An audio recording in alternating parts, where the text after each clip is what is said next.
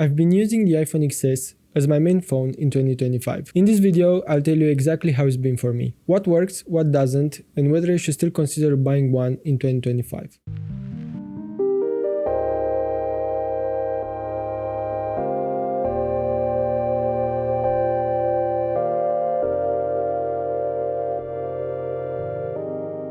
Released in 2018, the iPhone XS is small compared to today's phones. It fits in the hand, it's easy to use with one hand, and it doesn't feel like you're holding a brick. The materials are still good, stainless steel on the sides, glass on the front and the back. The buttons still click nicely and there's no weird flex or loose parts. The design is simple, clean, and it still looks good. Sure, the bezels are a bit thicker compared to modern phones, and it has a notch.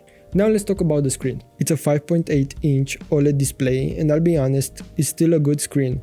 The colors are rich, the contrast is strong, and the blacks are deep. If you put this side by side with an iPhone 11 which has an LCD screen, the iPhone XS just looks better. The difference is easy to see, especially when you watch videos or use the phone at night.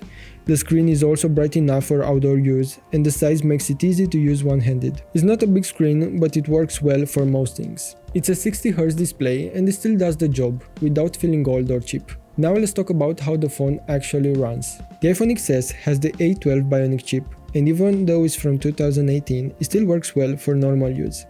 I use this phone every day: Instagram, YouTube, emails, messages, Google Maps. Apps open fast, scrolling is smooth, and I can switch between apps without it freezing. It's not as fast as the newest iPhone, but it's not slow either. It handles day-to-day stuff without any problems. Sometimes it gets warm, especially if I'm using mobile data or switching between a lot of apps. And honestly, if you look at Android phones from 2018, most of them are doing well today. So, in terms of performance, the XS is still okay for basic tasks. Now let's talk about the camera. The camera is simple. It has two lenses on the back, a 12-megapixel wide lens and a 12-megapixel telephoto. There's no ultra-wide, no night mode, no cinematic video features. In good lighting, the photos are still decent. Colors look natural, skin tones are okay, and detail is fine. But in low light, it's clear that this camera is from 2018. The shadows get too dark, bright areas can look washed out, and the noise kicks in fast.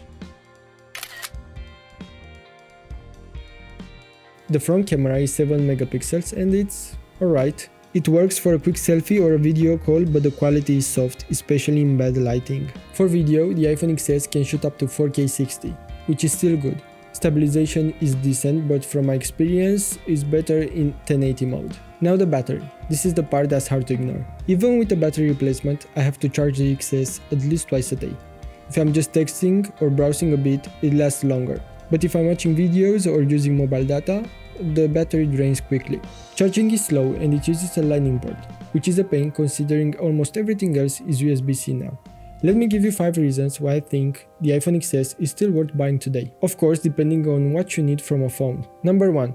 It runs the latest iOS. You can still install the newest apps, get security updates and stay in the Apple ecosystem. Number 2. The build quality is good. It's a solid phone with a stainless steel frame and glass back. It doesn't feel cheap and it holds up over time. And compared to the iPhone 11, the build quality is better. Number 3. The OLED display. It has deep blacks, strong contrast and accurate colors. If you compare it to the iPhone 11, which came later but has an LCD, the iPhone XS just looks better. Number 4. Performance is still good for everyday tasks. For things like social media, YouTube, emails and browsing, it's fast enough. I don't find myself waiting for apps to load. Number 5. The price. Of course, you can only get the iPhone XS to use now, and one in good condition can be a good deal for someone who just needs a simple, reliable phone without breaking the bank. But if you're thinking about buying one, here are 5 reasons why it might not be the best idea. Number 1. The battery life is bad. Even if you change the battery, it won't last a day if you use the phone a lot.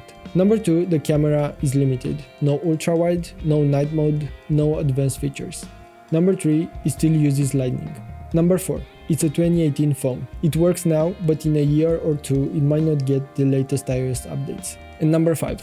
For almost the same price, you can get an iPhone 12.